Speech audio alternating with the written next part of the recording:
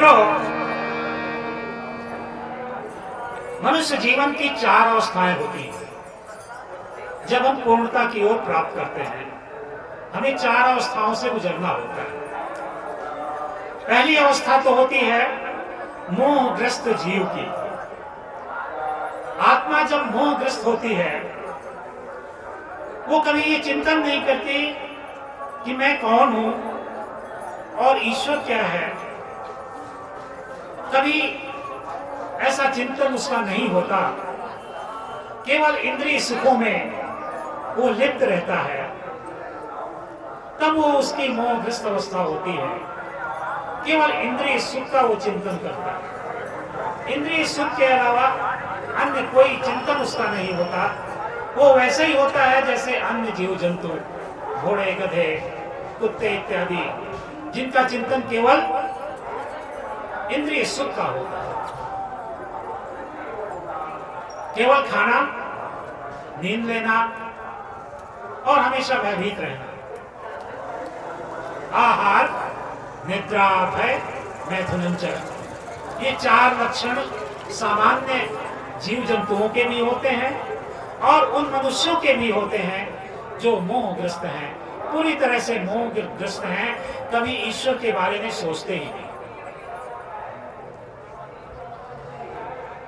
आप कल्पना कीजिए, सोचिए, इतनी बड़ी आबादी में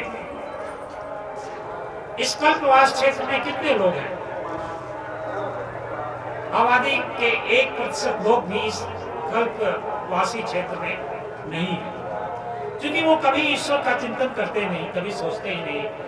उनकी कोई रुचि ही नहीं है कि हम ईश्वर तत्व को जानें। तो ऐसी अवस्था जो जीव की होती है, वो मोहग्रस्त अवस्था कहलाती है। मोहग्रस्त अवस्था के पश्चात जो दूसरी अवस्था होती है, वो एक ऐसे जीव की होती है जब हम थोड़ा ईश्वर के बारे में सोचने लगते हैं कि ये सब तो हम कर ही रहे हैं, खाना, पीना, सोना। हमारे अंदर ये इच्छा होती है। वेदों का वाक्य है, अथातो धर्म जिज्ञासा। अब उसके अंदर ये जिज्ञासा आने लगती है कि अब मैं कुछ धर्म का कार्य करूं क्या। ये तो काम करते करते बहुत दिन हो गया है, बहुत समय हो गया, ये काम तो रोज करते ही रहते हैं, केवल खाना, सोना और भयभीत रहना।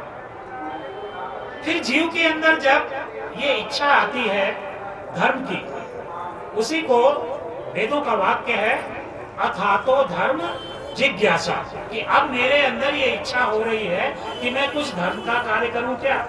धर्म के बारे में वो सोचने लगता है, तो फिर उसकी रुचि जो होती है वो धार्मिक हो जाती है। ये दूसरी अवस्था होती है और इस अवस्था में हम 4 प्रकार से प्रभु की भक्ति करते हैं। हमें ये एहसास होता है कि यदि हम दुखी हैं तो हमारे दुख का निदान कैसे होगा। हम भगवान की शरण में जाएं तो हमारा दुख नष्ट होगा। ये ज्ञान जब आत्मा को प्राप्त होता है तो इसको कहते हैं आर्त भक्त। जब वो दुखी होता है तब ईश्वर का चिंतन करता है, तो ये मतलब आर्त प्रकार का भक्त होता है। फिर जिज्ञासु भी होता है। जिज्ञासा होती है कि मैं जानूं कि प्रभु क्या है। फिर अर्थार्थी भी होता है, मैं ईश्वर की पूजा करूं, भगवान की पूजा करूं ताकि मुझे बहुत सारी धन संपदा प्राप्त हो। तो इस प्रकार से 4 प्रकार की ये जो भक्ति है, ये प्रयोजन भक्ति कहलाती है कि हम प्रभु की भक्ति तो करते हैं, लेकिन केवल कुछ निहित स्वार्थों के लिए, निहित उद्देश्यों के लिए भगवान की भक्ति करते हैं। पहली अवस्था में तो हम कभी सोचते ही नहीं थे कि ईश्वर क्या है। दूसरी अवस्था थोड़ा विकास की ओर हम आगे बढ़े, तो अब हम ईश्वर को सोचने लगते हैं, ईश्वर के बारे में सोचते हैं, लेकिन हमारे सोचने का जो कारण है वो केवल हमारे सुखों के लिए, हमारे लिए ही केवल है। वास्तव में हमें ईश्वर पर कोई रुचि नहीं है, ईश्वर के प्रति कोई विशेष प्रेम नहीं है, लेकिन अपने निहित स्वार्थों के लिए कम से कम ईश्वर के बारे में जानने की चेष्टा तो करते हैं, धन की ओर अग्रसर तो होते ही है। तो ये दूसरी अवस्था होती है।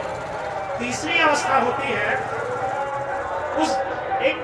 भक्ति की, जब हम ईश्वर तत्व से प्रेम करना शुरू करने लगते हैं, हमारे अंदर प्रेम का विकास होने लगता है। बहुत सारे लोग कहते हैं ईश्वर प्रेम से क्या तात्पर्य है? जो चीज हमें दिखाई ही नहीं देती उसे हम प्रेम कैसे करेंगे? तो ईश्वर दिखाई देने की आवश्यकता नहीं है, ईश्वर तो हमारे अंदर ही उपस्थित है, हमारे साथ है, और वो बेचारा निरंतर हमारी ओर देख रहा है कि मेरा मित्र कभी मेरी ओर देखेगा क्या, लेकिन हम कभी देखते नहीं। जितना हम लालायित नहीं है ईश्वर को पाने के लिए, ईश्वर हमसे ज्यादा लालायित है कि मैं अपने साथी के का सानिध्य प्राप्त करूं।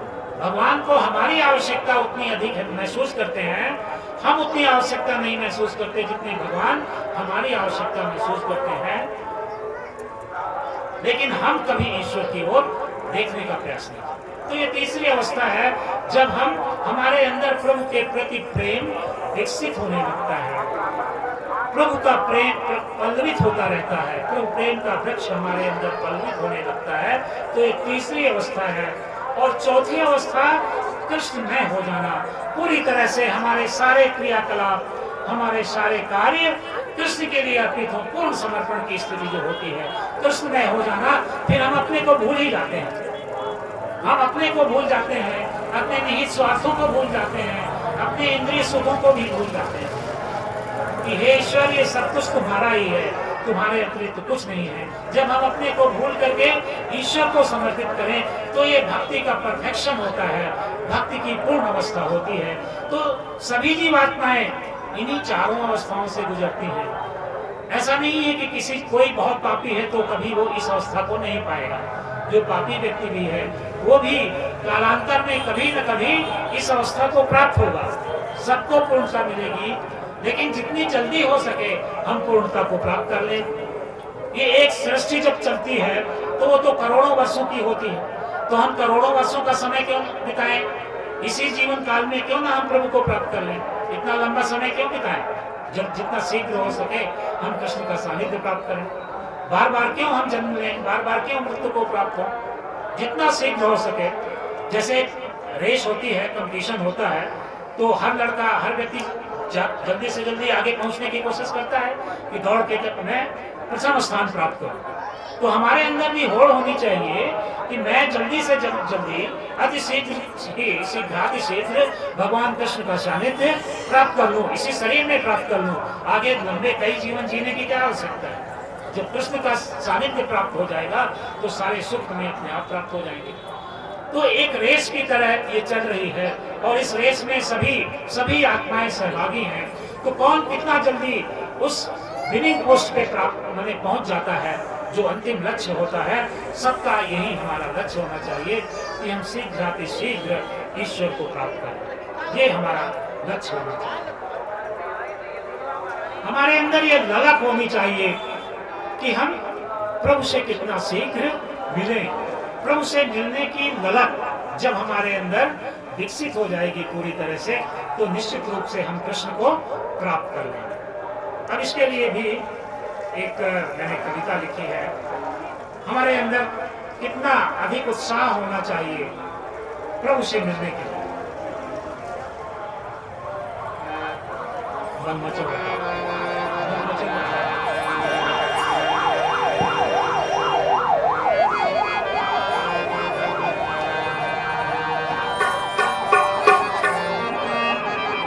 हमारा मन में हलचल होनी चाहिए, मन में इतनी उत्सुकता होनी चाहिए कि मैं प्रभु के पास कितना शीघ्र पहुंचूं। मन मचल रहा मैं चल रहा मैं मन मचल रहा मन मचल रहा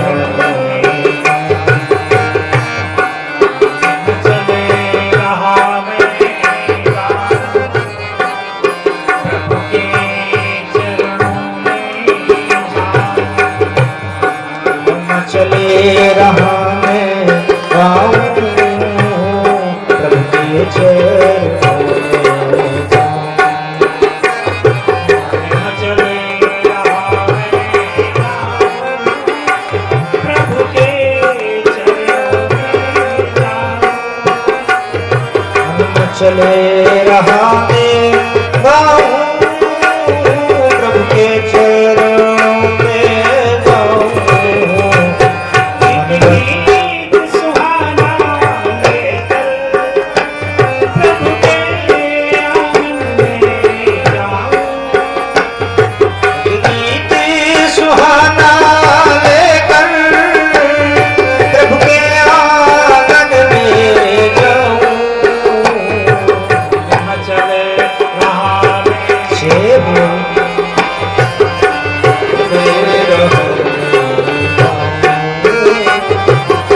चले प्रभु के आंगन में गीत सुहाना लेकर प्रभु के आंगन में जाऊं चले रहा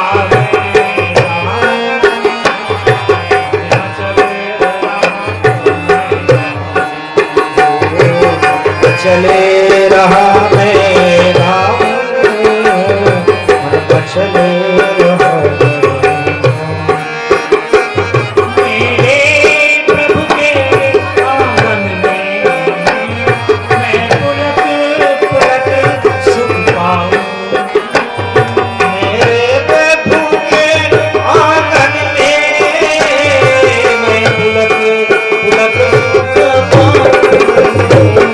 मेरी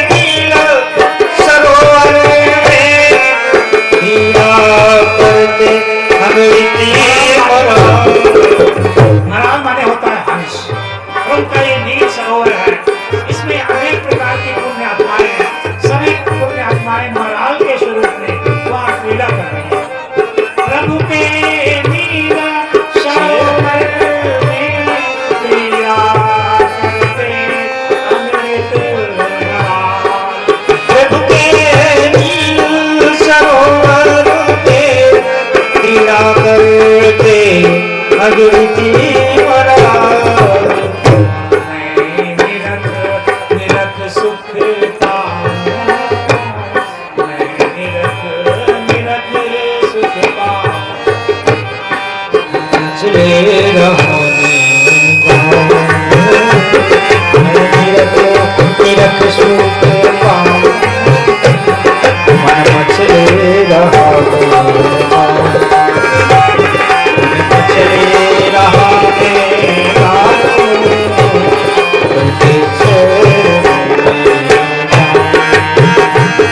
गीती सुहाना लेकर प्रभु के आंगन में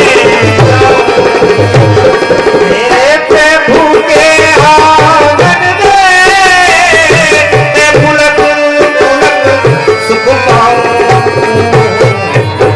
चले रहा मैं काम चले रहा चले रहा काम प्रभु से। तो साथियों, हमारे अंदर प्रभु के प्रति इतना प्रेम कल्पित हुआ कि मन मचलने लगा कि मैं अपने प्रभु के पास जाऊं। क्या लेकर के जाऊं? मेरे अंदर भी क्षमता है कि मैं कुछ कविता कर सकता हूं, तो मैं एक कविता लेकर प्रभु को समर्पित करूं। आपके अंदर क्षमता है, बहुत सारी क्षमताएं होती हैं, अनेक प्रकार की क्षमताएं होती हैं। आप सभी अपनी अपनी क्षमताओं को अपने प्रभु को समर्पित करो। आप कवि हो, आप दार्शनिक हो तो अपना दर्शन प्रभु को समर्पित करो, कवि हो तो अपनी कविता प्रभु को समर्पित करो, डॉक्टर हो तो अपनी चिकित्सा लोक कल्याण के लिए अर्पित करो, इंजीनियर हो तो अपनी टेक्नोलॉजी लोक कल्याण के लिए समर्पित करो। आप बहुत अच्छा खाना बना लेते हैं तो उस खाने को प्रभु को समर्पित करो। आप बहुत अच्छे साफ सफाई का काम कर सकते हैं तो उस साफ सफाई को प्रभु को अर्पित करो। यानी हमारे अंदर जो भी सद्गुण हैं, जो भी अच्छे गुण हैं, हम सब अपने अपने गुणों को प्रभु को समर्पित करें। यही हमारे जीवन का उद्देश्य है और यही भक्ति है। भक्ति का तात्पर्य नहीं है कि हम गेरुआ कपड़ा पहन लें जब और गंगा स्नान करें तभी भक्ति होगी। आप घर में रह करके भी अपने सभी सद्गुणों को, आपके अंदर जो भी सद्गुण है, ईश्वर को समर्पित करिए। गृहिणियां बहुत अच्छा खाना बना लेती हैं तो वो सारा खाना जो बहुत अच्छा बनाती हैं वो प्रभु को समर्पित करें। सभी जीवात्माएं प्रभु का ही अंश हैं। जितना अच्छा भोजन आप सभी आत्माओं को, सभी शरीरों को अर्पित करेंगे वो प्रभु के लिए ही है। हमारे अंदर ये भाव होना चाहिए, हमें पूरी तरह से कृष्णमय हो जाना चाहिए कि हमारी सारी क्षमता हमें कहां से प्राप्त हुई है? हमारी क्षमता हमारे प्रभु से ही प्राप्त हुई है। तो हम अपनी इस क्षमता को प्रभु को समर्पित कर दें। कल मैंने वही परिभाषा एक दी थी। भक्त की क्या परिभाषा होती है? A true instrument of God is he who has surrendered all his will in the great will of God. एक सच्चा ईश्वर का भक्त वो है जो अपनी सारी क्षमताओं को, अपनी सारी इच्छाओं को भगवान में अर्पित कर दे, वही सच्चा भक्त है। तो ये मैंने अपनी जो कविताएं लिखी हैं भगवान को अर्पित कर रहा हूं। यहाँ तिवारी जी बैठे हैं, यादव जी बैठे हैं, इन्होंने अपना संगीत भगवान कृष्ण को अर्पित किया। इस तरह से आप में जो भी क्षमताएं हैं उन सभी क्षमताओं को भगवान कृष्ण को अर्पित कीजिए और यही भक्ति का स्वरूप है। कृष्ण में हो जाना ही सच्ची भक्ति। अब एक पुण्यात्मा, जिस तरह से अर्जुन और कृष्ण का संवाद चल रहा है, तो एक पुण्यात्मा है, वो अपने कृष्ण को बुलाती है, अपनी जिज्ञासा को अपने कृष्ण के सामने रखती है और कृष्ण से इन्हीं सभी बातों को पूछती है। आज के अध्याय में हमने जो अभी देखा कि ब्रह्म क्या है, तो वो पुण्यात्मा भी अपने शब्दों में देखिए कैसे पूछती है भगवान कृष्ण से, उसको भी देख लें। पुण्यात्मा अपने मनमोहन से कहती है, मनमोहन अब ये बताओ मनमोहन, अब ये बताओ मनमोहन अब ये बताओ, मनमोहन अब ये बताओ, मोहन अब ये बताओ, अब ये अध्यात्म है क्या ये ब्रह्म कौन, ये कर्म है क्या समझाओ।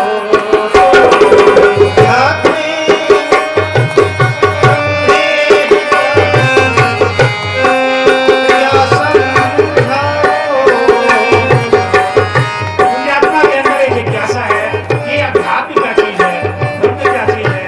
हे मनमोहन, मुझे इस बात को बताओ तो मैं जानना चाहती हूँ इसको। अध्यात्म है क्या ये ब्रह्म कौन, ये कर्म है क्या समझाओ।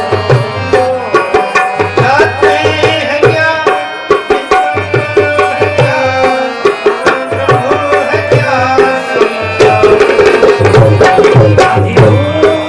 क्या अधिदैव कौन, अधियज्ञ मुझे समझाओ।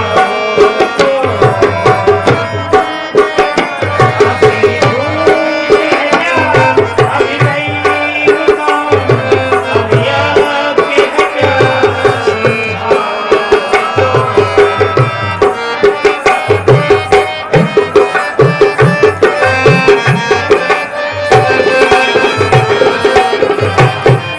योगी जन सज्जन बैरागी, तुम पर ही ध्यान लगाते हैं।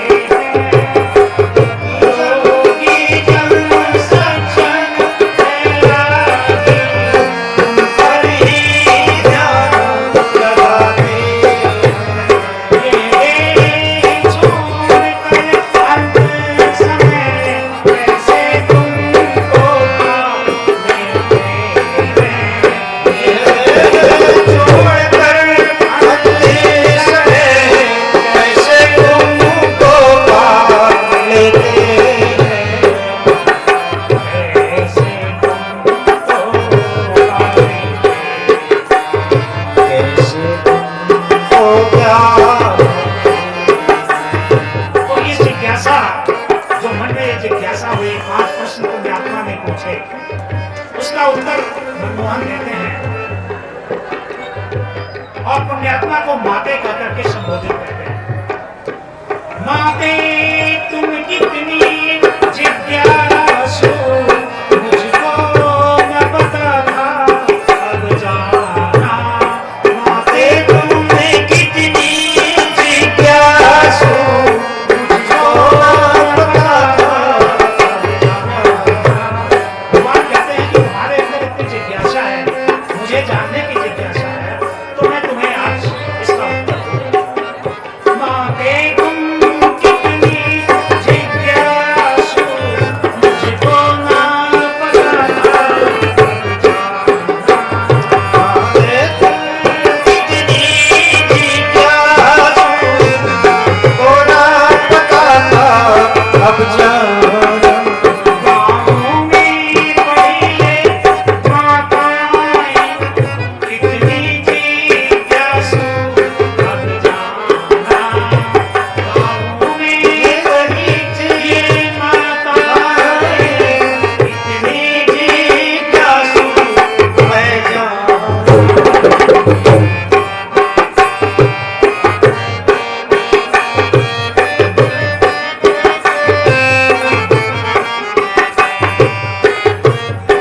भगवान बहुत प्रसन्न हो जाते हैं जब मनुष्य के अंदर ये जिज्ञासा आ जाती है कि ये जाने कि ईश्वर कौन है। ईश्वर के बारे में जानने की जिज्ञासा जैसे ही मनुष्य के अंदर आती है, भगवान बहुत खुश हो जाते हैं।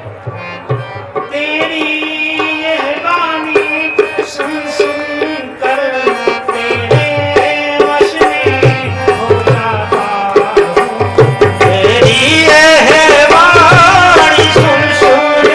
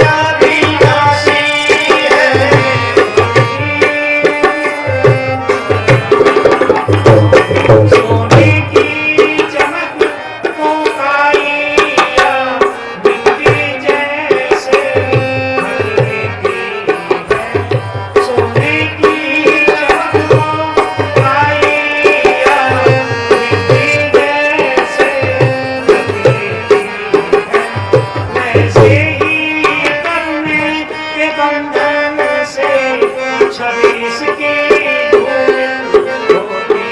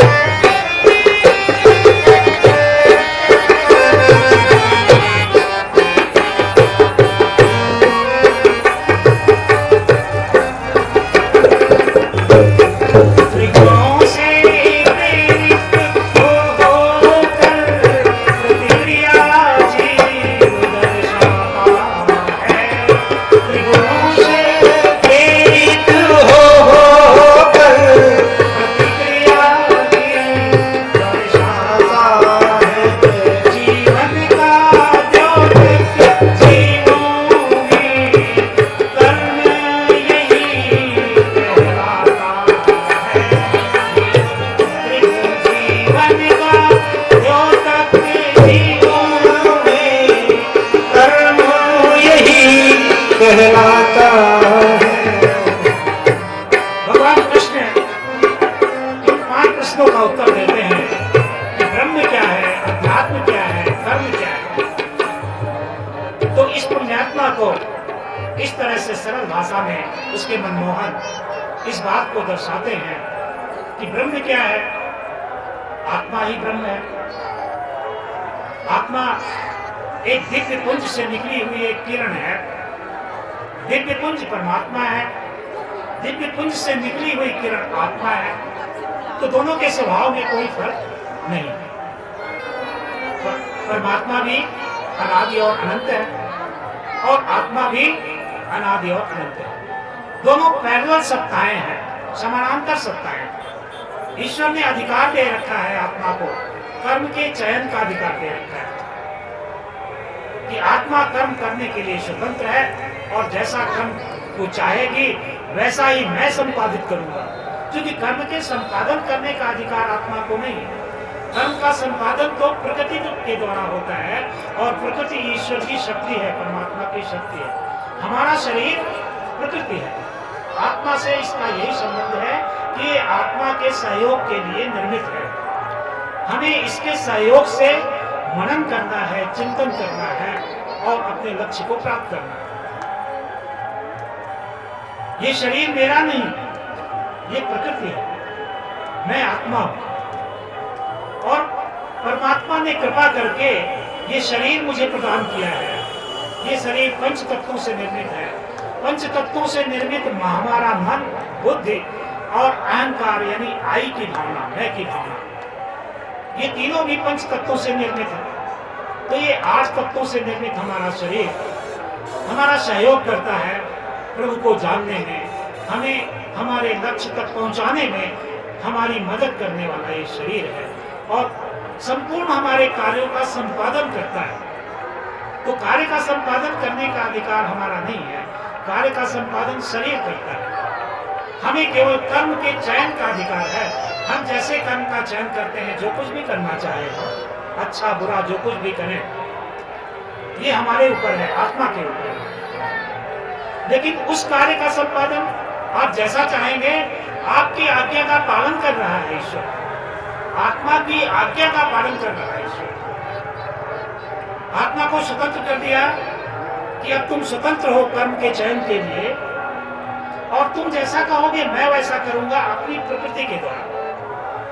भगवान अपनी प्रकृति के द्वारा, ये शरीर जो है भगवान की प्रकृति है, जिसको हम माया कहें, चाहे माया कहें या प्रकृति कहें, जो कुछ भी हम देख रहे हैं वो सब कुछ वो भी प्रकृति है और हमारा शरीर भी प्रकृति है। भगवान श्री कृष्ण अर्जुन से कहते हैं प्रकृतैः क्रियमाणानि गुणैः कर्माणि सर्वशः अहंकार विमूढ़ात्मा कर्ताहमति मन्यते। प्रकृतैः क्रियमाणानि गुणैः कर्माणि सर्वशः। ये जो कर्म संपादित हो रहे हैं ये प्रकृति के गुणों के द्वारा संपादित हो रहे हैं, लेकिन जो अहंकारी विमूढ़ आत्माएं हैं वो कहती हैं ये मैंने किया, ये मैंने किया। वी आर नॉट डूअर, कर्ता हम नहीं है, कर्ता प्रकृति के गुणों के द्वारा। कर्म जो है प्रकृति के गुणों के द्वारा संपन्न होते हैं। हम तो कर्म का चयन कर लेते हैं। मैंने एक एग्जाम्पल बताया कल कि एक उपवन है जिसमें बहुत सारे फूल खिले हुए हैं। रास्ते में गुजर रहे हैं लोग। एक व्यक्ति गुजरता है, सुंदर खिले हुए पुष्पों को देखता है, भगवान की प्रशंसा करता है कि हे ईश्वर आपने कितनी अच्छी प्रकृति बनाई है, और नमन करके आगे बढ़ जाता है, फूलों को नमन करके आगे बढ़ जाता है। दूसरा व्यक्ति आता है उसी रास्ते से, वो पुष्पों को देखता है, सोचता है मैं इन पुष्पों में से कुछ पुष्पों को लेकर अपने प्रभु को अर्पित करूंगा। तो पहले व्यक्ति का कर्म चयन क्या था? उसने पुष्पों को देखा और प्रभु की महानता का वर्णन करते हुए आगे निकल गया। पुष्पों को तोड़ा भी नहीं कि इन पुष्पों को भी अपना जीवन जीने का अधिकार है, मैं क्यों इनको डिस्टर्ब करूंगा। वो कुछ कवि या फिलासफर टाइप का व्यक्ति रहा होगा।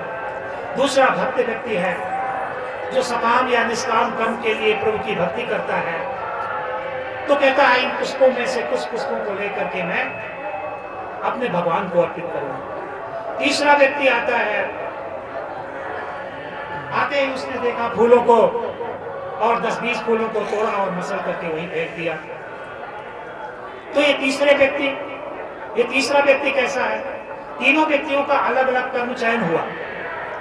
कर्म का चयन तीनों ने अलग अलग किया।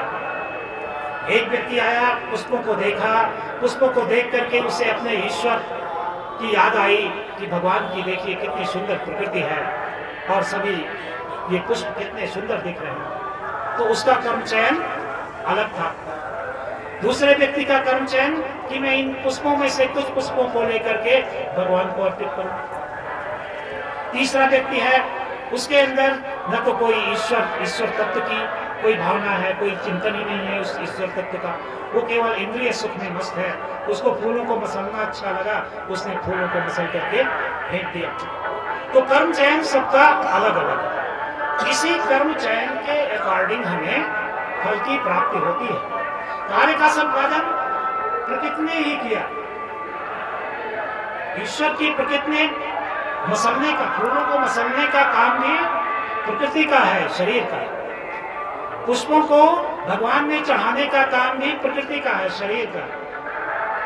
और फूलों को नमन करके और प्रभु की प्रशंसा में कुछ शब्द कहते हुए आगे बढ़ जाने का कर्म चयन, वो भी शरीर कर्म करने का जो अधिकार है वो शरीर का। लेकिन चयन हर व्यक्ति अपने अपने हिसाब से करता है, और उस चयन का, उस कर्म के चयन का संपादन करना वो ईश्वर के द्वारा निर्मित जो प्रकृति है, यानी ईश्वर स्वयं उस कर्म का संपादन करता है। तभी भगवान कहते हैं प्रकृतैः क्रियमाणानि गुणैः कर्माणि सर्वशः अहंकार विमूढ़ात्मा कर्ताहमपि मन्यते। तो ये ईश्वर का भाव, ईश्वर का चिंतन हमारे अंदर होना बहुत आवश्यक है। जब हम ईश्वर का चिंतन करने लगते हैं, ईश्वर के प्रति प्रेम पलवित होने लगता है, तब हम परफेक्शन की ओर बढ़ते हैं। और यही ईश्वर की प्राप्ति, यही ईश्वर के धाम की प्राप्ति। हम कल्पना करें, हम चिंतन करें कि ये ईश्वर है जो है हमारे अंदर ही स्थित है। आत्मा और परमात्मा दोनों एक साथ निवास करते हैं, एक ही वृक्ष में निवास करते हैं। श्वेताश्वर उपनिषद का जो मैंने अभी बताया, समाने वृक्षे पुरुषो निमग्नो निशया सोचति मुह्यमानः। एक ही वृक्ष में, एक ही शरीर में दो पक्षी बैठे हुए हैं। एक पक्षी आत्मा है जो अनीश है, और दूसरा पक्षी परमात्मा है जो ईश है। दोनों मित्र एक साथ बैठे हुए हैं, लेकिन जो अनीश पक्षी है, मित्र पक्षी है, वो इंद्रिय सुख में इतना मस्त है कि अपने साथ बैठे हुए अपने परमात्मा रूपी पक्षी को नहीं देख पाता। समाने वृक्षे पुरुषो निमग्नो निशया। निमग्न है, किसमें मग्न है वो? इंद्रिय सुखों में, खाने में वो मस्त है। और भयभीत भी, हम इंद्रिय सुखों में लिप्त रहते हैं और निरंतर भयभीत भी रहते हैं। आहार निद्रा भय मैथुनंच। आहार निद्रा भय और मैथुन, ये हमारे लक्षण हैं सामान्य जीवों के। तो ये जो मित्र पक्षी आत्मा है, वो इंद्रिय सुख में लिप्त है, अपने प्रभु को देखता ही नहीं, जो कि उसके बाजू में ही बैठा है, और वो निरंतर उसकी ओर देख रहा है। तो हमें हमारा चिंतन प्रभु का होना चाहिए। हमें ये जानना चाहिए, हमारे अंदर निरंतर ये भाव होना चाहिए कि हमारा प्रभु हमारे अंदर बैठा है और निरंतर हमें वो देख रहा है। तो जब हम ऐसी कल्पना करेंगे तो प्रभु के प्रति प्रेम पल्लवित होगा, ईश्वर के प्रति हमारे अंदर प्रेम पल्लवित होगा। और जब ईश्वर के प्रति प्रेम पल्लवित होगा, तब हम अपने लक्ष्य को आसानी से प्राप्त करेंगे। तो इसके लिए प्रभु प्रेम बहुत आवश्यक है। प्रभु प्रेम का हम चिंतन करें और ये जाने कि मेरा प्रभु मेरे पास है, मेरा प्रभु मेरे जैसा है, मेरी प्रकृति और मेरे प्रभु की प्रकृति एक जैसी है।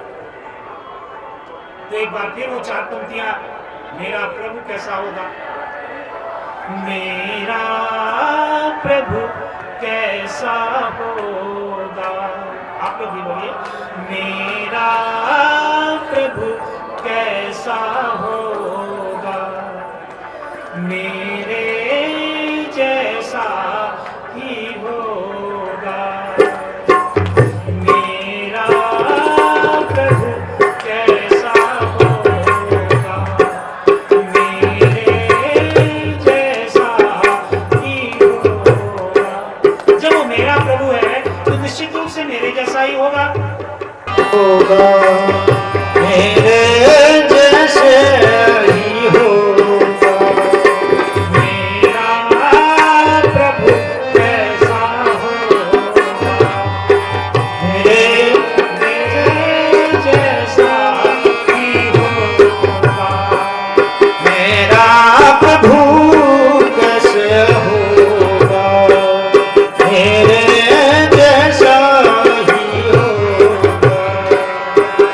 स्नेहमयी आँखों से वो मुझे देखता होगा, स्नेहमयी आँखों से वो मुझे देखता होगा।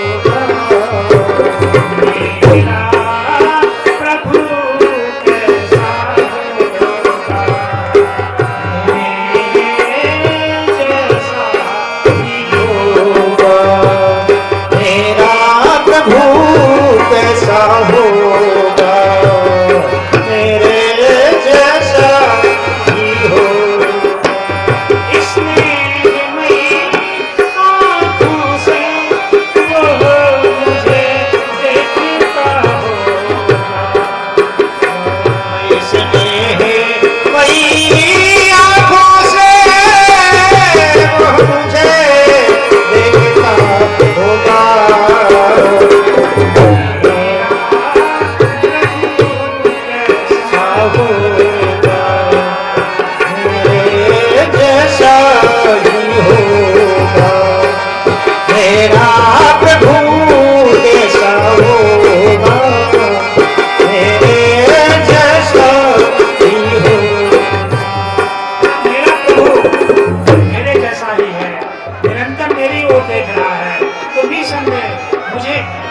चिंता करने की आवश्यकता ही नहीं है। मेरी सभी अवस्थाओं में, चाहे सुख की अवस्था हो या दुख की अवस्था हो, वो तो निरंतर मेरे साथ है। जीवन पथ पर चलते चलते, जीवन पथ पर चलते चलते, अंधियारी रातों में, अंधियारी रातों में, जीवन पथ पर चलते चलते, अंधियारी रातों में, जीवन पथ पर चलते चलते, अंधियारी रातों पर, चांद सुहाना राह दिखाता होगा, जान सुहाना बदले, वो राह दिखाता होगा। मेरा प्रभु कैसा होगा, मेरे जैसा ही होगा। जीवन पथ पर चलते चलते, पथरीली राहों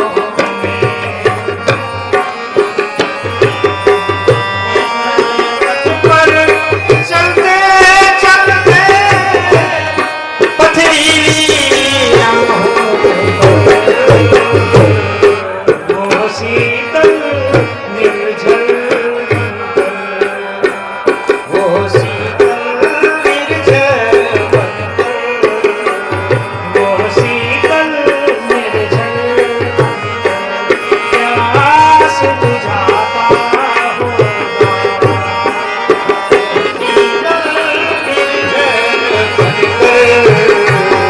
वो प्यास बुझाता होगा।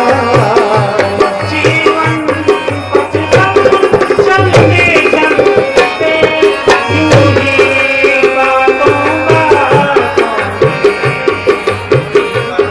जीवन पथ पर चलते चलते, यूं ही बातों बातों पर, वो जीवन सारथी अंतर, वो जीवन सारथी अंतर, गीत अमर गाता होगा, वो जीवन कर, वो गीत गाता ही हो।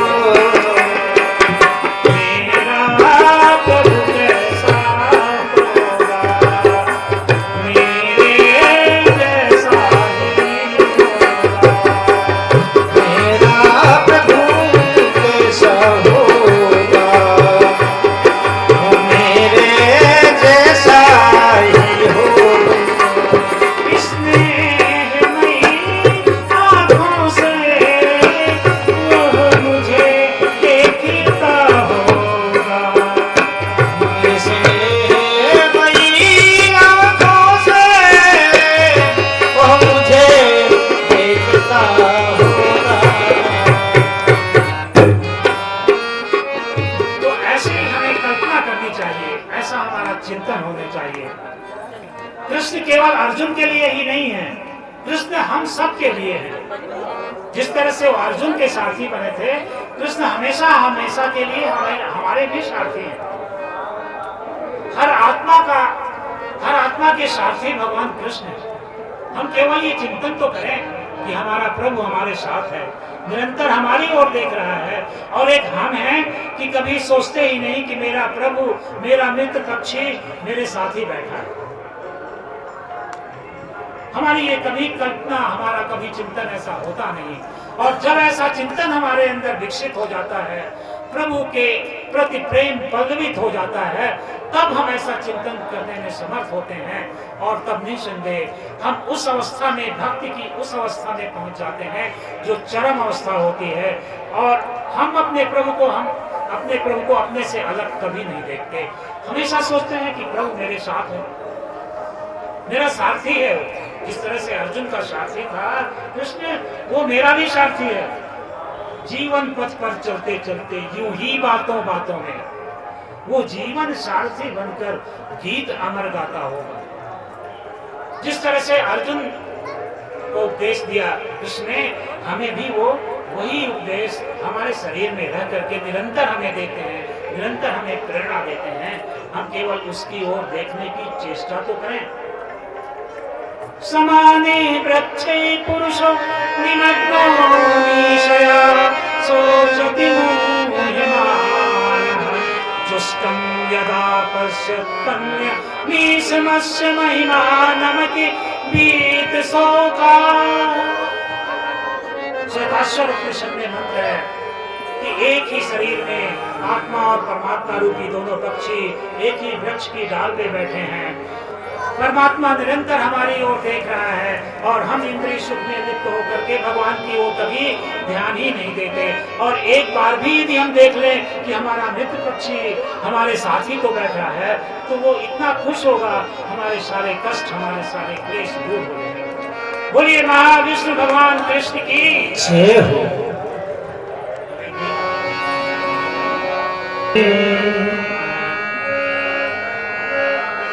जय भगवत गीते हरि कमल बिहारी सुंदर सुपुनीते।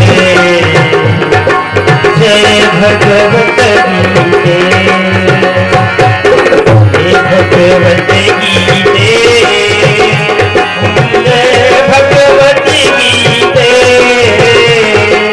हरि कमल बिहारी, हरि कमल बिहारी सुंदर सुपुनीते। जय भगवत गीते कर्म सुकर्म प्रकाशिनी कामा शक्ति हरा तत्व ज्ञान विकासिनी, तत्व ज्ञान विकासिनी विद्या ब्रह्मोपरा। ओम जय भगवत गीते निश्चल भक्ति विधायिनी निर्मल मलहारी, निर्मल मलहारी शरण रहस्य प्रदायिनी, शरण रहस्य प्रदायिनी सब विधि सुखकारी। जय भगवत गीते राग द्वेष विदारिणी, कारिणी मोक्ष सदा, कारिणी मोक्ष सदा। भव भय हारिणी तारिणी, भव भय हारिणी तारिणी परमानंद प्रदा। ओम जय भगवत गीते आसुर भाव विनाशिनी, नाशिनी तमरजनी, नाशिनी तमरजनी देवी सद्गुणदायिनी, देवी सद्गुणदायिनी हरि रसिका सजनी। ओम जय भगवत समता त्याग सिखावनी हरि मुख की वाणी, हरि मुख की वाणी सकल शास्त्र की स्वामिनी, सकल शास्त्र की स्वामिनी श्रुतियों की रानी। ओम जय भगवत गीते दया सुधा वर्षावनी मातु कृपा कीजय, मातु कृपा कीजय हरि पद प्रेम दान करो, हरि पद प्रेम दान करो उपमो करी लीजे। ओम जय भगवत गीते, जय भगवत गीते, ओम जय भगवत गीते। हरि कमल बिहारी, हरि कमल बिहारी, सुंदर सुनीते भगवत गीते। पूरे गौरम करुणावतारम, संसार सारम भुजगे सदा वसंतम हृदय